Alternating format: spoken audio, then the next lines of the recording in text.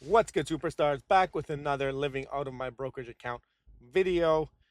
This is the first month that we're going to attempt to live close to fully out of the brokerage, if not fully. It's going to be a lot bigger deposits, a lot bigger withdrawals, and just trying to maximize what we can do with the account. Anyway, if you're new to the channel, hit subscribe. If you're liking the content, smash the thumbs up button so it gets more reach. But also, here is my cash flow. This is what I do in this account. Basically, a portion of my paycheck, if not all my paycheck this month, will be deposited into two accounts. Part into my margin account, part into my TFSA account. My margin account is a growth account. My TFSA was meant to be a high yield account, and in the future will be a high yield account. But for now, I have LEAPS, I have XEQT, and I have VT. So I have Canadian and American exposure to total global funds. In the long term, I'll look for a 20 to 25% blended yield from this account, at which point that 20 to 25% is able to contribute and help me snowball my account. I will switch from the XEQT VT back into the high yielding funds, but you'll see what I'm doing right now as I go on. But anyway, once I get some distributions in, they'll be reinvesting into themselves and snowballing. And any distributions that I still get from the remaining high yielding funds that I do have will also be snowballing here. The margin account, straight growth, hoping that it opens up some margin. I can do some put credit spreads with that, and also pay some bills, all in an attempt to keep 50% plus equity. It's not the end all be all, but we're trying to get there. The last couple weeks have been tough, but I'll show you guys. Any additional deposits we get, promos or extra money we come across, will come into this account to pay down margin to help with that equity percentage. I'm not a financial advisor. This content is meant for entertainment purposes only. I don't know what I'm doing. I'm likely making this video in my car, which I am. Also, if you can't tell, my voice is completely gone. I'm sick. That's why you haven't seen a video for a week. And I'm thinking the weekly is pretty good for me and my schedule. But anyway, the voice is gone. So hopefully you can live through it with me. Okay, so here's a portfolio breakdown. You can see the actual percentages have flipped. I now have more in my growth account than my high yield account, which is also kind of a growth account now. You can see I've done the breakdowns here. I've changed the percentages of my targets. The targets in the growth account are pretty close. I could probably use a little bit more commodity and a little less single stocks, but it is what it is. Those are growing faster, so it's growing. High yield, single, index, and commodity, they've come way down in what my allocation or goal target is right now. I still want to have a little bit, obviously, to pay off the margin interest. But then the rest of the account, we're looking to have XEQT, VT, and some LEAPS to help accelerate growth. And the overall way that this breaks down will be 10% each. And then I think these three add up to 10%. Yeah, so that's that. If I go over to here, you can see currently I have like 50 bucks in cash, used $13,000 in margin available around 3,000. I'm at 49.32% equity. I did not pull from the RRSP to top up this month. It's close enough for me. I didn't feel like taking the hit on the RRSP. I do have the availability to do that. I'm down $1,000 on the account combined. This is why we made the pivot from high yield into growth in the high yield TFSA until we get a big enough nest egg that can provide for us larger distributions. So I did get positive on this last week. So this is all within a week as well. And big portion of this is from my LEAPS contract, which is a year out on the TQQQ, which is very, very volatile. And this could swing in like 2-3 days. So I'll show you guys in just a sec. But here's my current holdings in the margin account. Doing pretty good, 7% up. This is since September. So pretty good return so far.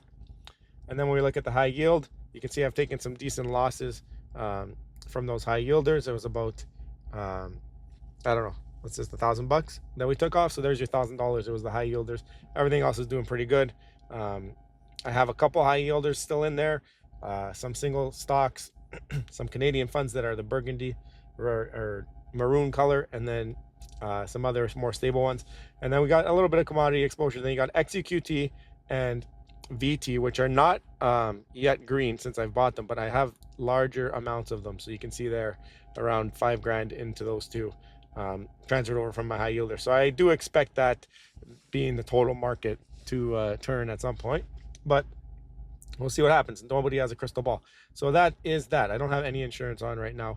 And if I did, it wouldn't be helping me too much in this downturn because it's not been a crazy downturn in like 1-2 days. It's been over an extended period of time. So I would not be seeing too much benefit from that.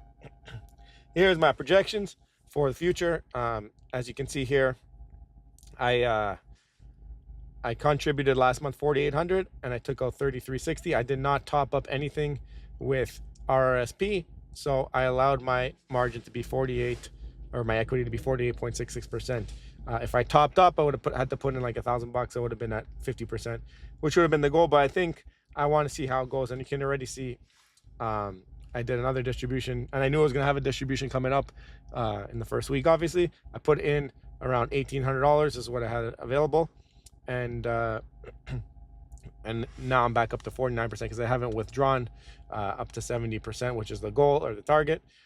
So I think this month, with the amount that we're going to be putting in, we're going to have to withdraw a little bit more to help with some other bills, and I think we're going to have to dig into the RRSP to help us keep our equity up. But you can see this is like future. I said if I put in 10 grand a month from RRSP on top of 10 grand deposit and 10 grand withdraw, that'll keep our equity stable. But it doesn't necessarily have to be the 10K. So that's the goal. Anyway, you can see our total is higher than the previous month because we've done another distribution or contribution, and the margin is right there.